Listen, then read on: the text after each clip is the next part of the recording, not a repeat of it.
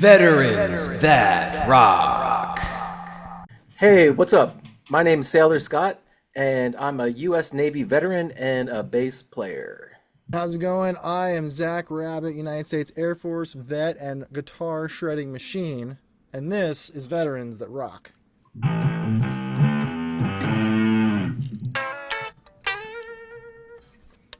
Yes, and yeah, we are Veterans That Rock, a monthly podcast. We feature veterans that are artists.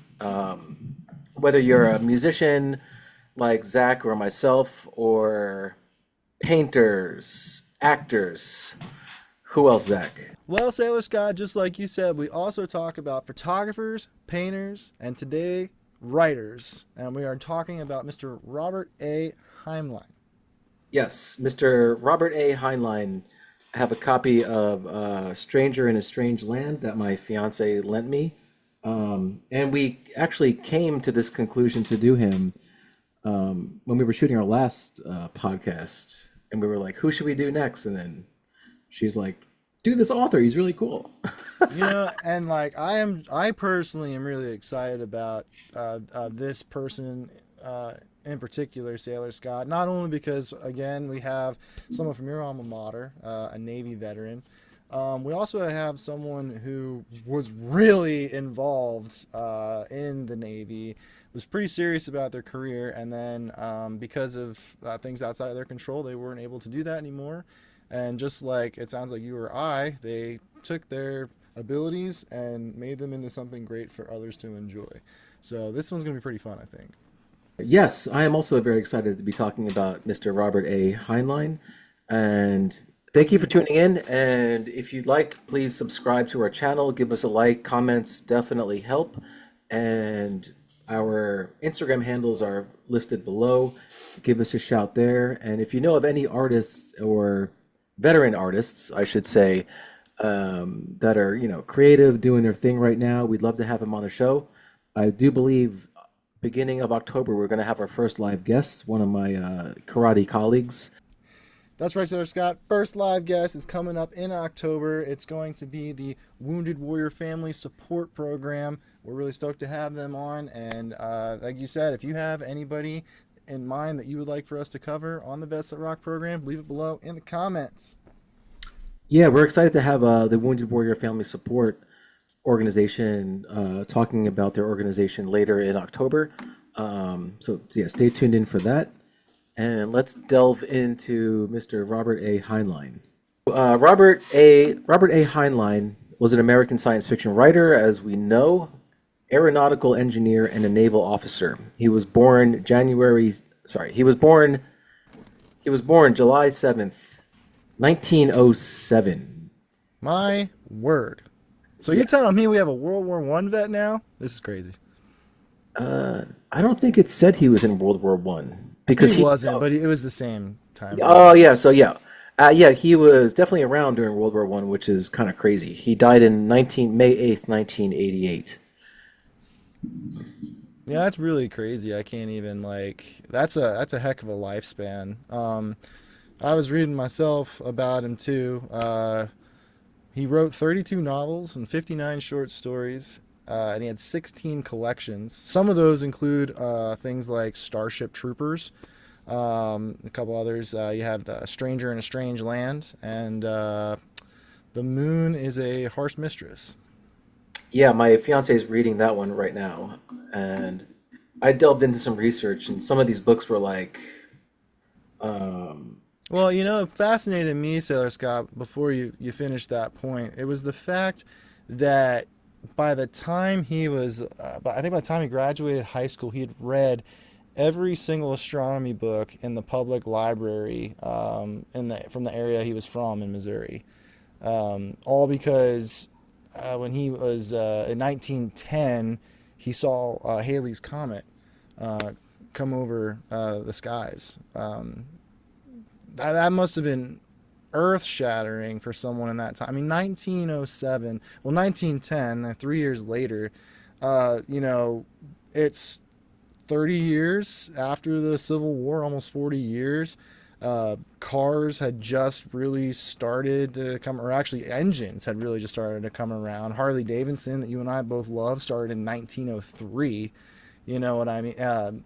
Just what a time to be alive. And that was the one thing I really saw a lot in his history, was he was involved in a lot of innovation and and technology of the time. And he got to play with a lot of that stuff in the military. A lot of things we take for granted now, like communication from ship to ship. That was this guy. He was the forerunner of what's probably at least 15 careers in all of the military services now. Yes, he was way ahead of his time. In his book Space Cadet from 1949, he basically invented the cell phone in that book, 35 years before Motorola invented the pocket phone or cell phone, as they called it. Um, so yeah, Yeah, he also was like he was a big sportsman as well. Again, just kind of looking at the historical time period, that would have been still been pretty popular. You know, baseball and football and a lot of track stuff like that. It was very popular for people to see and big entertainment. He was an expert rifleman. He was a champion fencer. He won trophies in competitions in 1927 and 1928 for fencing. So the man, he was a very talented guy. He was a very well-rounded individual and an intellectual, as we both have said, which really, to me, I really could sense that it helped his military career along. It's actually amazing to me that he would even want to be in the military. But again, at that time, that was the forefront of everything in the world, you know. Truly, truly incredible. yeah, I believe his family was had some military lineage from the Civil War, and then I think even prior to that. He also was like, talking about these accomplishments. He did have these like themes of the competent, self-reliable man who could, a lot of his main characters in these books are, or the father figures in these books are like super well-rounded men or individuals that are like, they're doctors and they're lawyers and they're, hunters, gatherers, like they're, they could be engineers. So he really, I think he really tried to strive to be like the most well-rounded man, and going into his like, I mean, he was far out there. He was polyamorous. Also, he had three wives. I mean, also, I did do some digging, and one of the, I don't, I mean, this isn't like talking shit on him, but like, apparently, like he was very friendly also with Mr. L. Ron Hubbard, who so yeah, apparently he was very friendly with L. Ron Hubbard, and known to frequent his house often during these polyamorous times. Well, I mean, I do know that L. Ron Hubbard was also a lot very into, science fiction and things. I'm not suggesting anything. I just know that's a fact about the man. Yeah, absolutely.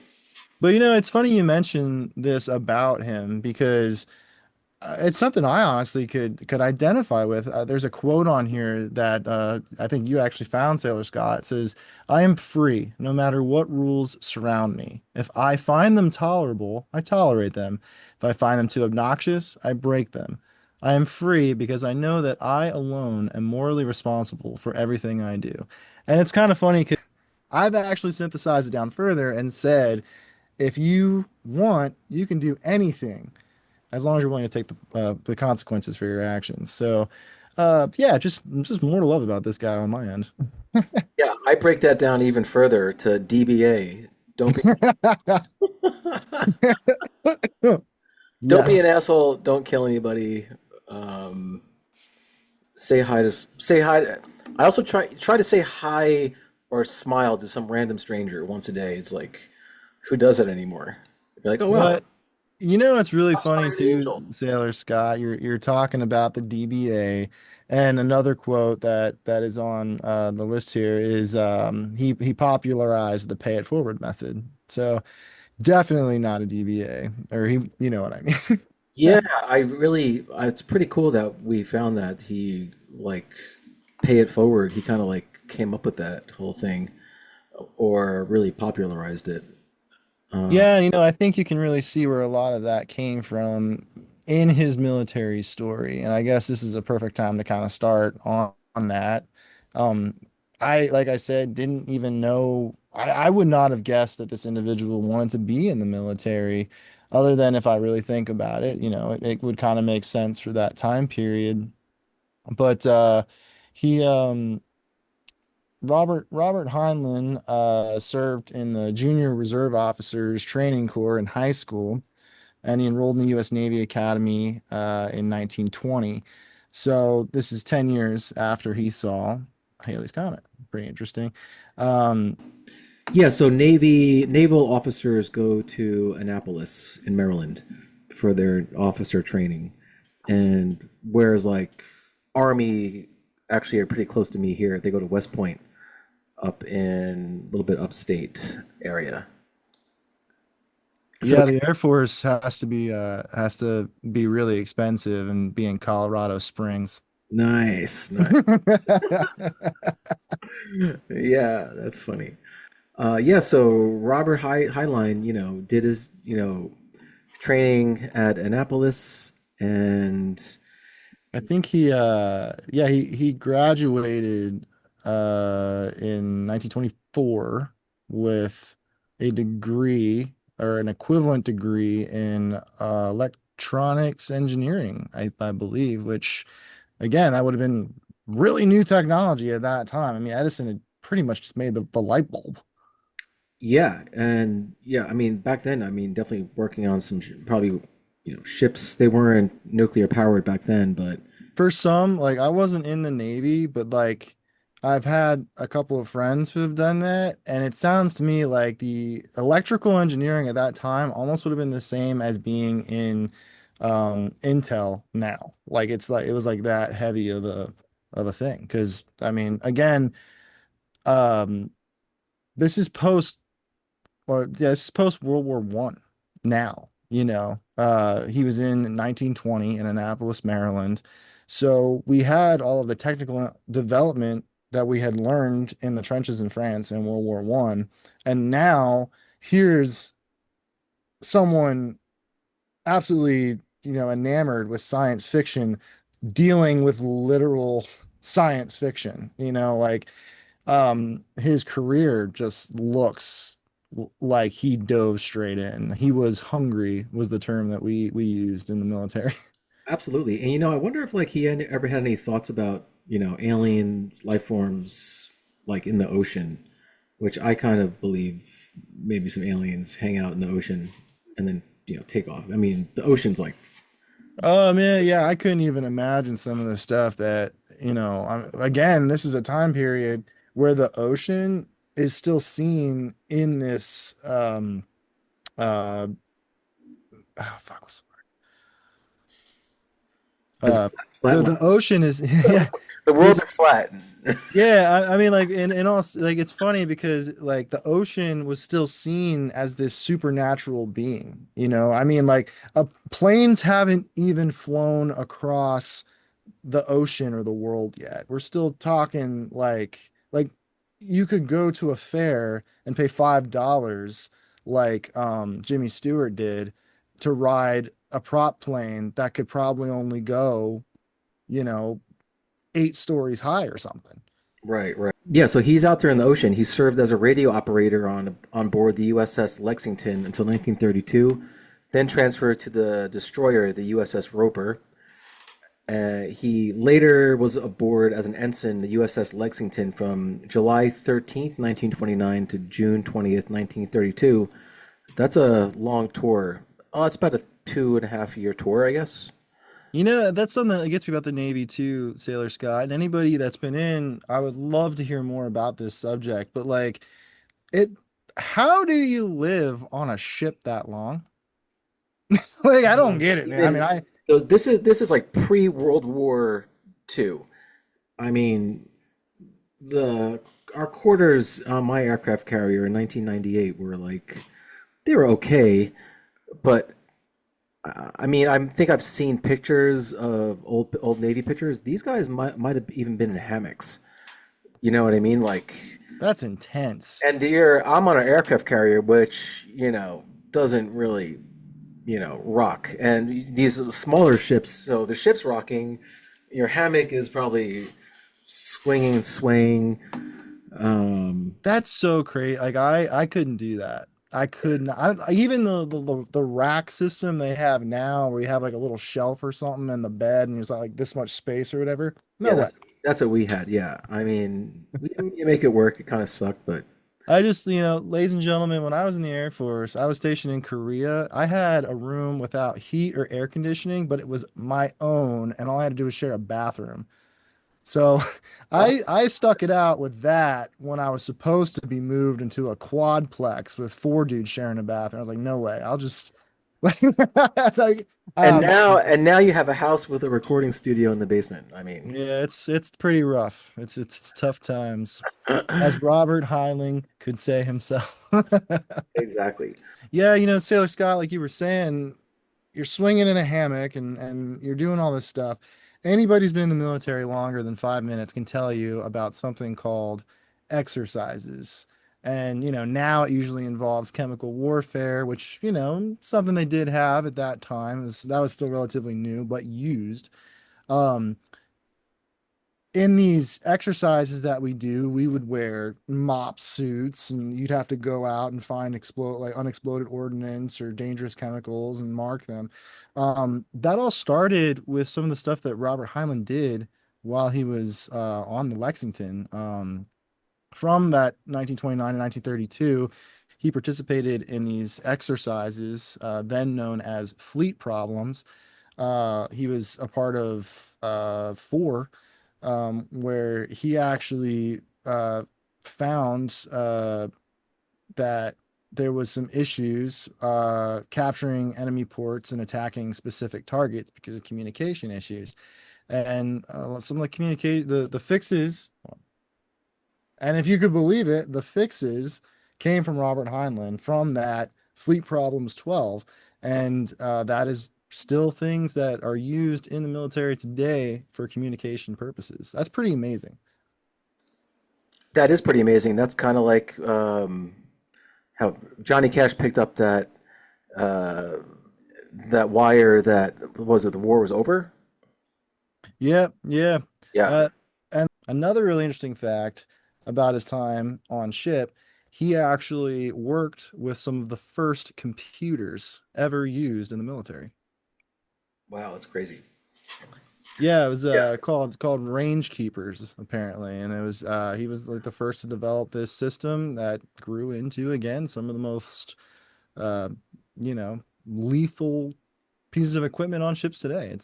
Oh yeah, let me read this. This is interesting. Robert finally in March 1932, he applied for a pilot training program for the newly created aircraft battle force. And however, sometimes life's like a roller coaster and the roller coaster might be too high to get up in. And little did he know he was coming to the first loop of disaster. So he was medically disqualified based on his poor eyesight from that aircraft battle force. Later, he was disqualified from his poor eyesight. Heinlein was then transferred to the USS Roper. Life aboard the Roper was difficult to him. The constant rocking of the ship gave him chronic seasickness, which I could only imagine on those small ships. And in 1933, he came down with tuberculosis. Although he survived, he was medically discharged from the Navy in 1934 with the rank of lieutenant. You know, I can actually imagine how that must have felt for him because a similar experience kind of happened to me. I had my own loop of the loop problems through my career that finally kind of ended because of a condition out of my control. And I remember when it was all over and I got home, I was just sitting there like, well, what do I do now? Like, how do you go from being at the forefront of everything, breaking new barriers and grounds to suddenly being told you can't do it anymore? And it's definitely a challenge, but I think he rose to it very, very well.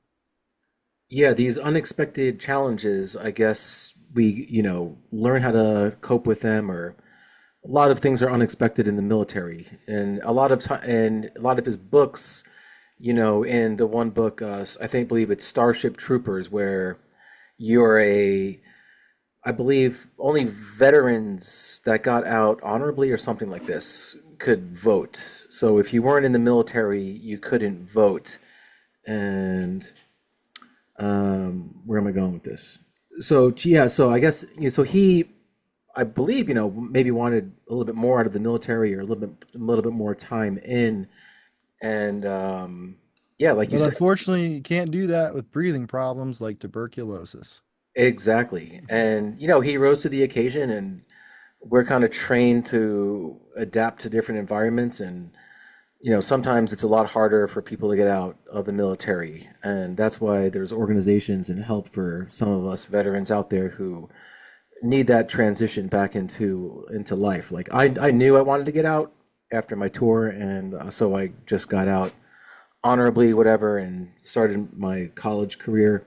But Robert Heinlein, he tried a few things, like from where was it? Yeah, he tried some careers, including silver mining, selling real estate, and somewhat entering politics. None were successful. Then in 1939, he wrote his first short story, Lifeline, submitting it to the Pulp magazine, and that's when his career started to like take off, and he found started to find a fan base in these really first started off, I believe, with like kid stories for like maybe young boys and Boy Scouts and stuff like that, like adventure, sci-fi adventure stuff, and he finally found his niche. You know, it's funny, Sailor Scott. We're talking about a veteran who is trying to do good and make something new and grow. And it just so happens that we have an amazing friend of the channel. Maybe we should talk about him for a quick sec.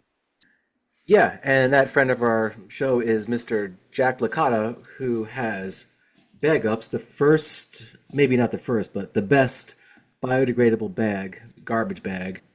And it comes with 2 bags.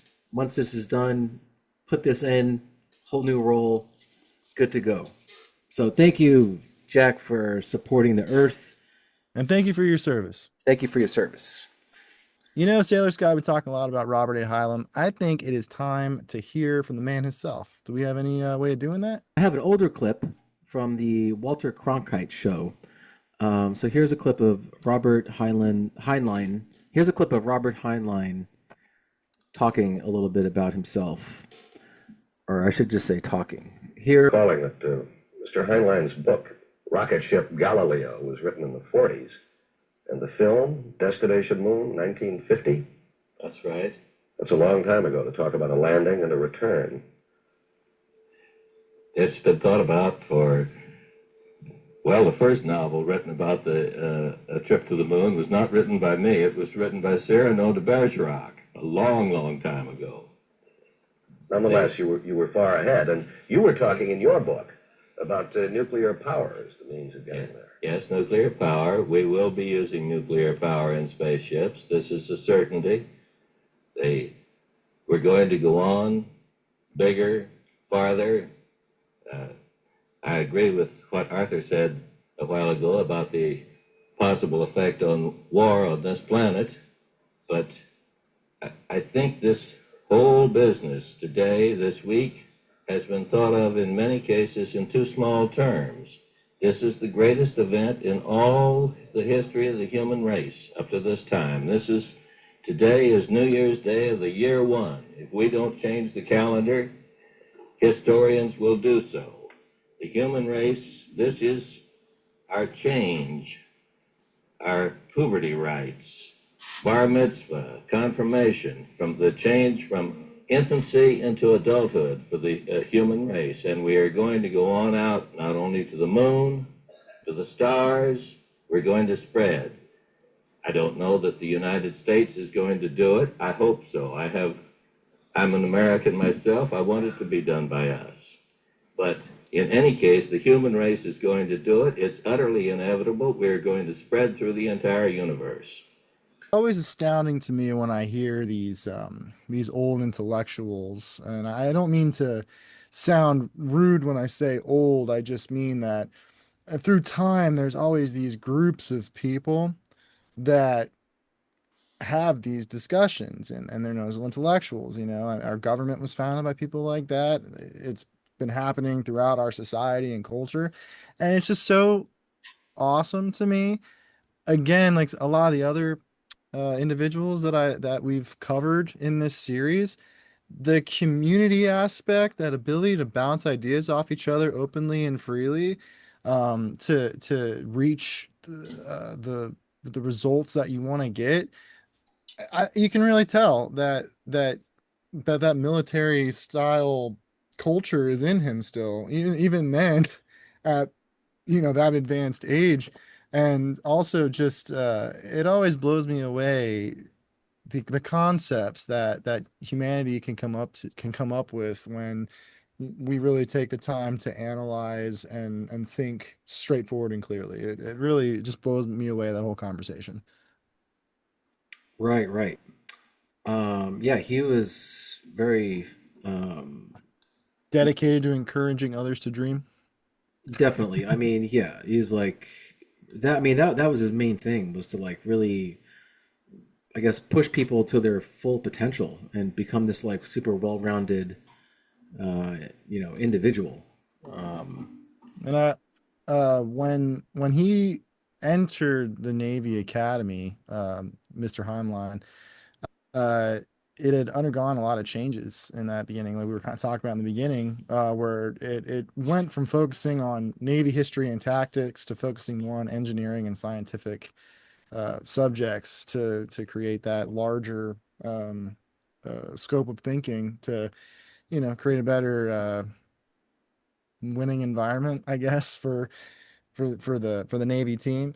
Um, but like I said, for someone encouraging others to dream, it seems that his whole life and kind of being at the forefront of a transitionary society, um, really bleeds through. And he's just an incredible individual that had an incredible mind, and we're really lucky that he unfortunately got sick and had to give up on that career. But to have the ability to bounce back, have that resiliency, and then create a new career from writing, um, inspirational. And I think any vet out there, watching this, you should really look into this individual. He's not someone a lot of people talk about, but as you can see, he's responsible for a lot of our modern world. Just a truly inspiring individual. yeah, very inspiring, and he was, like you were talking about, a big fan of critical thinking. Like, you know, question why you do stuff, question, why you believe what you do, or all these things. And these guys were, I think, very smart. I mean, compared to like some of our nation's people that are now in political power, like Robert F. Kennedy and these idiots. I mean, God help us, not to get political here, but yeah, Robert A. Heinlein was. It is true though. I think it kind of even shows, just talking about a lot of these topics, and I think that that's something that happens a lot in the world. Is there's been a little bit of a change where uh, people get afraid of change, and I don't. I'm not saying anything's right or wrong, but I think that, having discussions and, having people work on the new technologies and stuff like that, it's a beautiful thing that we still are continuing to grow. And just as he said in that interview, the fact that, the human species will always survive and thrive, it just blows my mind how anyone could kind of have that kind of thought capacity, especially at that time, being a part of and seeing the horrific things of that day and age too. You know, World War One, World War Two, the advent of chemical weapons, machine guns, air bombs, smart bombs, Yeah, being, you know, dealing with like, communism also. he's talking about really powerful, positive subjects in like the deadliest time frame the world has ever known. Right, right. Yeah. Definitely trying to, yeah. Kind of surprised there isn't anything about the atomic bomb, to be honest with you. I would have thought he would have had some words to say about that. I don't know if maybe you know. He probably talks about it in some later talks, or definitely more so his later books, possibly. Yeah, Yeah, I am not, I just started Stranger in a Strange Land. I'm not an avid reader. I do spend a lot of time reading stuff for my career. But like, I'm a musician. I read, chords and chord charts and play music. I'd love to read more. Hopefully when I'm retired, I'll, delve into this. I did have a great time doing this, and it is good to like try to, you know, keep some of these older veterans in the forefront of our lives and just know about them. Like I had a fun time researching Mr. Heinlein. I'm honestly a little jealous of what you're having a chance to read one of his books. I'm going to jump in myself and check out one of those in the time. Yeah. But I did want to let you know I took a moment to look up if there was an atomic bomb book, and for anyone out there interested, there's a book by him called Blow Ups Happen. Good title. That's funny. Yeah, Yeah. I thought that might be a good laugh for everybody. Yeah, unfortunately, Mr. Heinlein left us in 1988 after an astounding career. As we said, writing 16 different series of books and like 83 short stories, and you know, it if if anybody out there is looking for an off the wall subject to look into, this is the guy for sure. Yeah. If you're in the military, you need a little bit of a escape. Try one of these books. Well, yeah. So stay tuned. Next month in October, beginning of October, we're going to have our first live guest. One of my colleagues at karate. His name is Joey. He's a Marine Corps veteran. He's an illustrator as well. So he's going to be our first live guest and talking about that. And later in October, yeah. So stick around for the end of October. We have a very special guest, our second live guest, which is going to be an organization called the Wounded Warriors Family Support. We're going to have their president and CEO, Miss Kate McCullough, and one of their other members, the program outreach coordinator, Mr. Martin Duarte. I hope I'm pronouncing his name right. And they're going to be talking about their organization.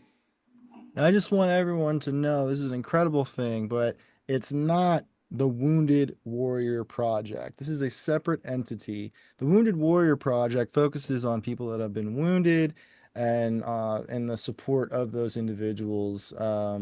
Primary goal being to help veterans live successfully after that kind of damage happens to them. The Wounded Warrior Family Support actually focuses more on the families of the wounded veterans. Their mission is to support the loved ones who care for, stand beside veterans during recovery and adjustment to their life after service. And they provide support for caregivers, including financial assistance, respite care, and community outreach programs. Because it's always really nice to talk, you know. Also, they help with events and activities that involve the families to help them cope with the new challenges and, hopefully aid them in that recovery process as well while aiding the veteran. They're doing a really great program right now where they're actually going to be looking at giving away a car um, to help families in this situation. Sailor Scott, do you have any more info on that? Yeah, the Wounded Warrior Family Support Organization, in collaboration with Radian Guarantee. Those are tires. Oh, okay. Radiant, good to know, good to know. Living in New York, I don't have a car. I have a two-wheeler motorcycle. Yeah, so in collaboration, Wounded Warriors Family Support, in collaboration with the Radiant Guarantee Inc., will be honoring a combat veteran with a modified Ford F-150 to meet his mobility needs, which is a really great thing that they're doing. So please check out that episode later in October. The one beginning of October, our first live guest, one of my karate colleagues who's a USMC vet. His name is Joey, and he's an amazing illustrator. And yeah, thank you so much for watching Veterans that Rock. Please hit the subscribe button, leave a comment. We love comments. It drives traffic. Follow our Instagram handles on either side of right below. And that's about it. Anything else, Zach?